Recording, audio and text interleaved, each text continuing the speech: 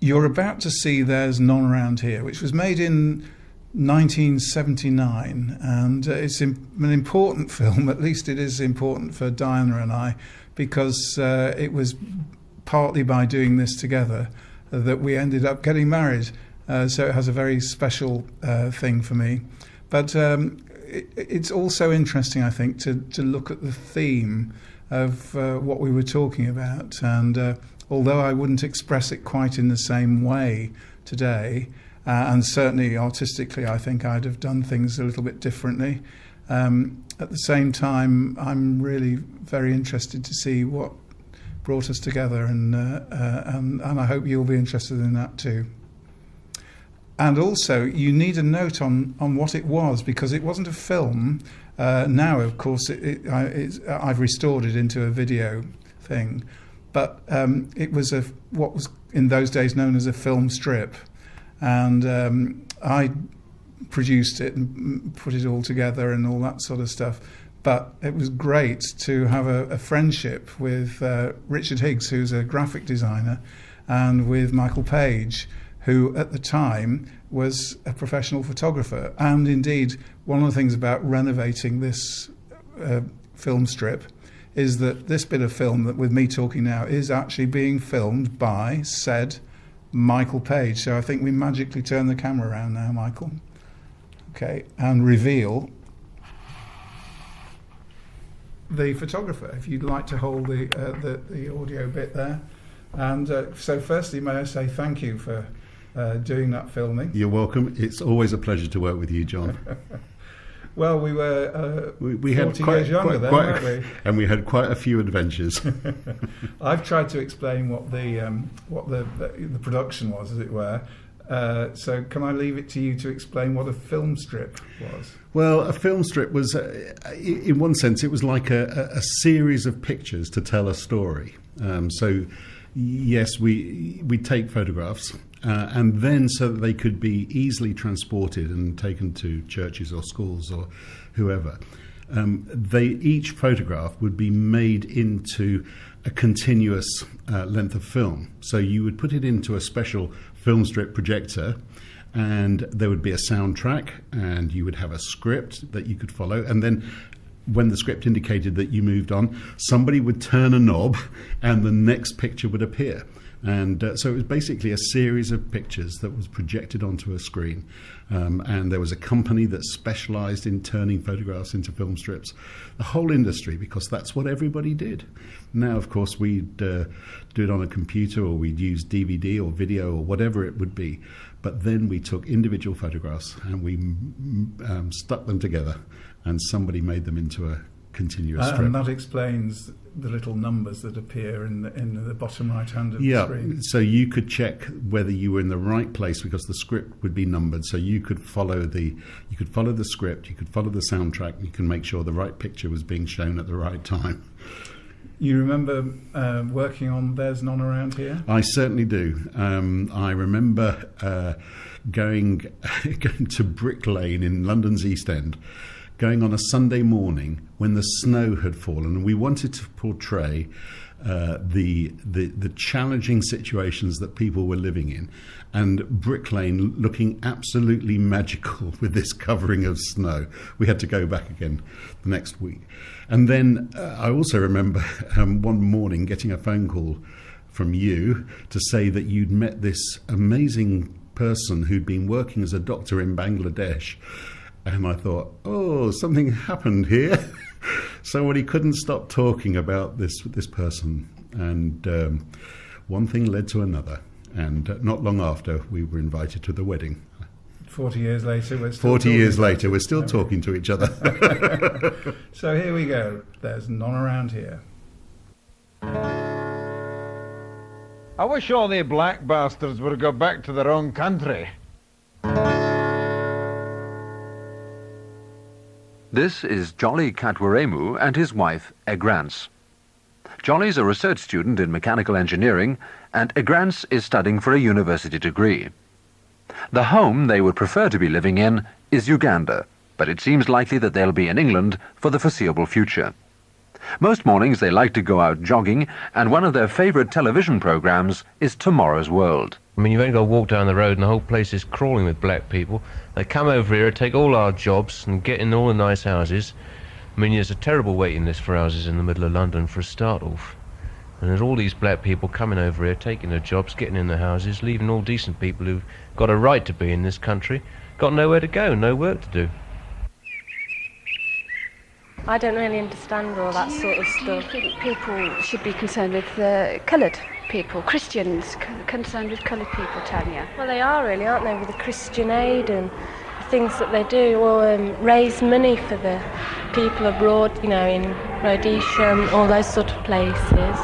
But there are people of other races living in our country too. I suppose we should, well, if the, like Diane said, you know, deal with our problems and then sort theirs out. Everybody's got problems. And if you've got problems, you cannot cope with other people's problems as well. So if you put your own problems right, you've got a clear mind and, you know, you're quite able to deal with other people's problems then. But if you've got problems weighing you down, then I don't think you can be, you know, fully committed to other people's problems. Problems are so much easier miles away across the sea. And injustice is something we read about, but it's harder to deal with when it's in my street. But love can overcome, it can overcome. If we'll only obey the words of the sun. So roll up your sleeves and let justice be done. Don't turn a blind eye, let love come. Many inner city areas in Britain today are made up of people of many colours and from many different racial and cultural backgrounds. This presentation is about response from Christians to that aspect of inner city life.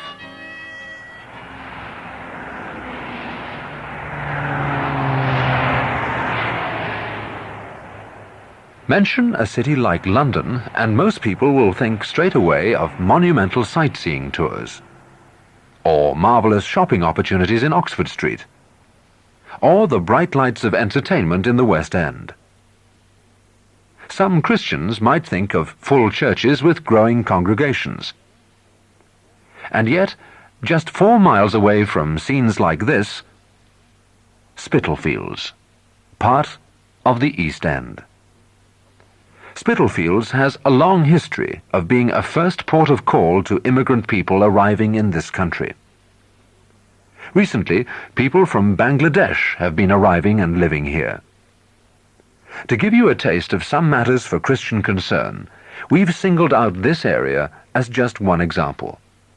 But many of the issues are the same for inner cities everywhere, and so these are issues of importance to all Christians.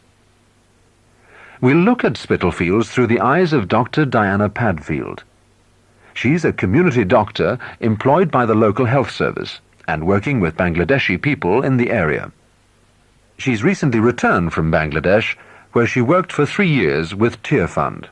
While I was out in Bangladesh, I was very, very struck by the hospitality which the Bengalis showed towards me. They really were fantastic in making their home open to me, feeding me, giving me open invitations to their homes all the time, and really trying to help me to adjust to their culture and answering all my questions about culture, etc.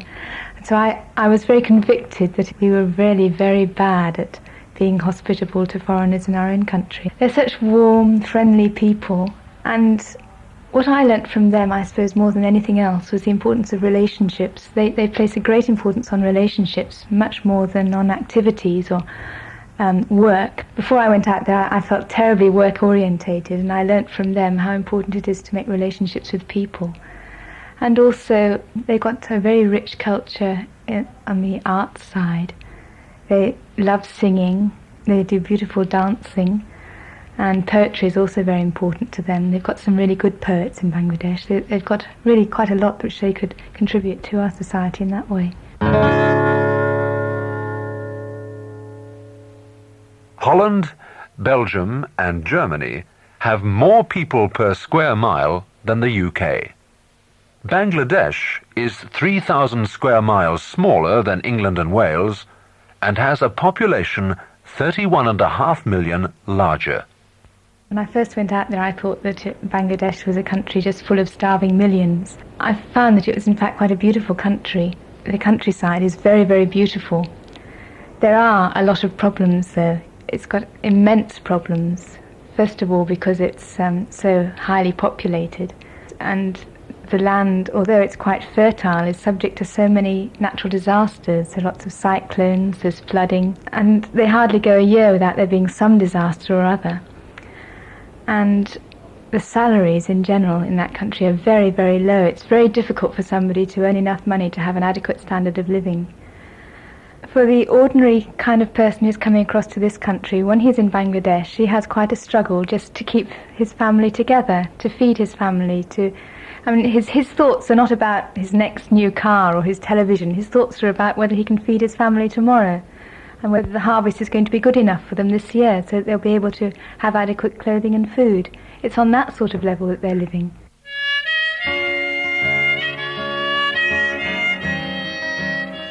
In 1974, 40% of non-white people living in this country had been born here and cannot therefore be called immigrants.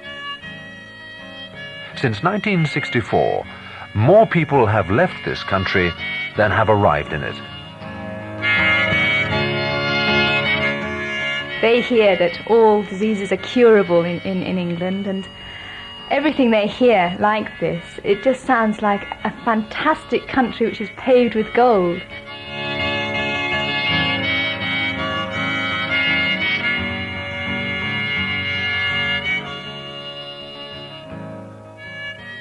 I can't imagine how much culture shock they must go through when they first come into this country. It was culture shock for me to come back from Bangladesh to England and just to see the speed of things and so much is so completely different.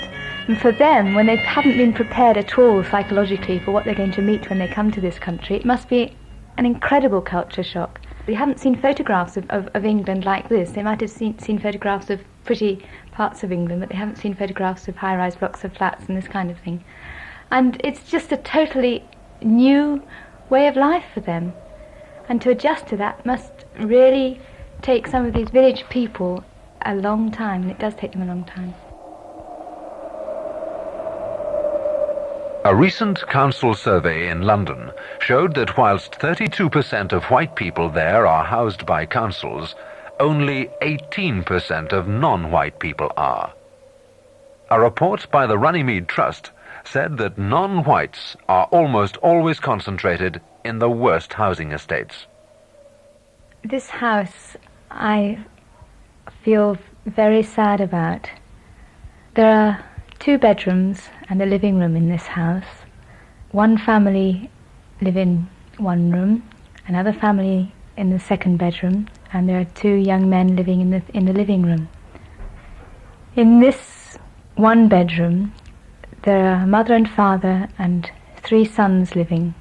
The sons are aged between 3 and 11 years. The wallpaper's peeling off the walls. From the water pipes up on the ceiling, water drips down all the time. It drips onto the cot for the baby and it drips onto the bed where one of the boys sleeps. One of the windows is broken and is patched up with cardboard. And this is the only room this family has to live in. Their kitchen is shared with the 2 other families, and they have an outside toilet. It's a terrible condition to be in. The mother has had 2 pregnancies since she's been in this country, and both babies have died. And I feel that part of that is due to the bad conditions that they're living in. One of the other sons has had 3 operations since he's been in this country, and he's been advised by his doctor to live in a place where he can have plenty of exercise, but it's totally impossible where they're living at the moment. I just feel really sad for this family, and they're not an isolated family by any means. There are many Bengalis and other immigrants living in housing situations like this. we have always been almost entirely a nation made up of people who have emigrated here. Now, racial discrimination makes it harder for a black man to get a job here than a white man. Prejudice, it isn't just hatred. It's not seeing anything at all. It needn't be violent, just keeps on walking, never even hearing or caring at all. Most of the women have been living in mud houses, and they know how to clean their mud floors, and they keep their houses very clean. But they're not used to the kind of houses that we have, and they're not used to knowing how to clean their houses. They don't know what kind of detergents are available in this country. They don't know how to use them. They don't know about washing up liquids. Such a thing just isn't used in Bangladesh. They don't know how to use a vacuum cleaner. They've never seen a vacuum cleaner before. There's so many things which we take for granted in this country which they have no idea about at all. Bangladesh is a Muslim country, and the women in general are kept very much at home. They don't go out of the village unless there's a real emergency. They don't go to the shops at all. Their husbands do all the shopping. And their life is very much centred around the home, looking after their children. So when they arrive in this country, very often they don't have family members apart from their husband and children in this country.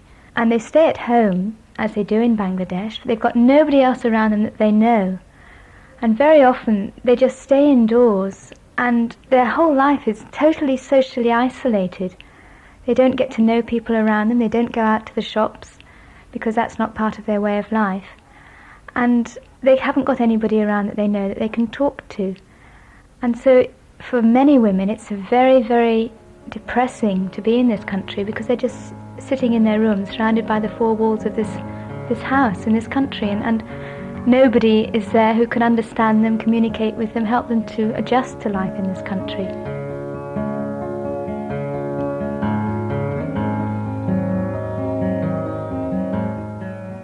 A lot of the people who are actually helping the Bengalis and very keen to help them are those people who are politically involved. And it's the political involvement which is their motivation for the work that they're doing.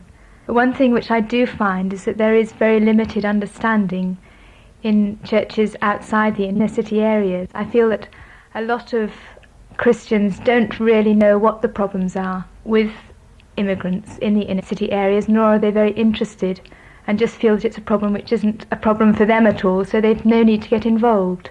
And I would love to see more Christians outside the inner city areas really getting prayerfully involved, just as they get prayerfully involved in missionary work overseas.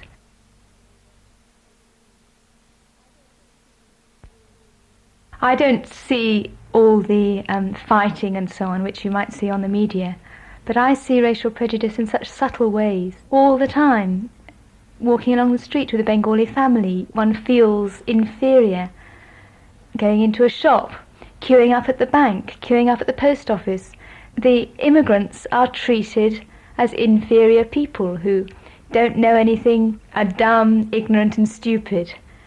And it really upsets me to see the general attitude there is towards immigrants. It really does. I mean, there was prejudice within myself too, before I really understood the situation that the people were in, before I really understood their background. I didn't realise that illiterate people were coming to this country. I thought that all the immigrants were highly educated people who really understood what they were coming to. But when I realised that they're not, that a lot of them have never learnt even to read or write and had no idea what they were coming to, it really put a completely different light on it for me. And I'm sure if we as Christians just took the trouble to come to understand a bit more about these people, to really understand the problems that they're facing through no fault of their own, then things would be very, very different. The fact is that children like these are part of our future, part of our society. Christians who are concerned about the future of our society will be concerned about their place in it. God's world on our doorstep is made up of people of every type from everywhere. And if we take seriously our place in society today, no Christian dare say there's none around here.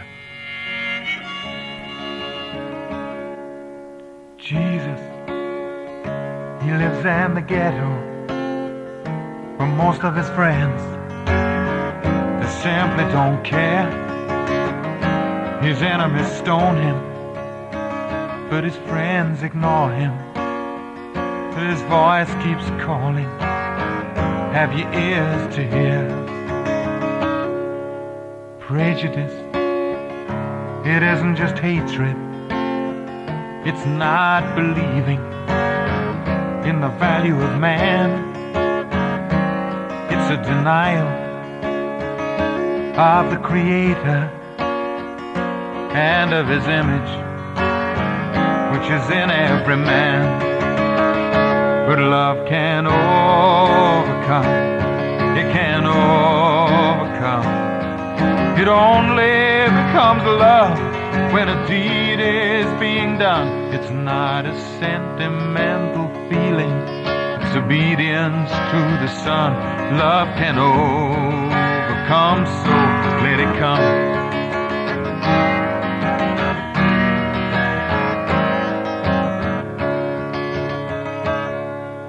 Prejudice, it isn't just hatred.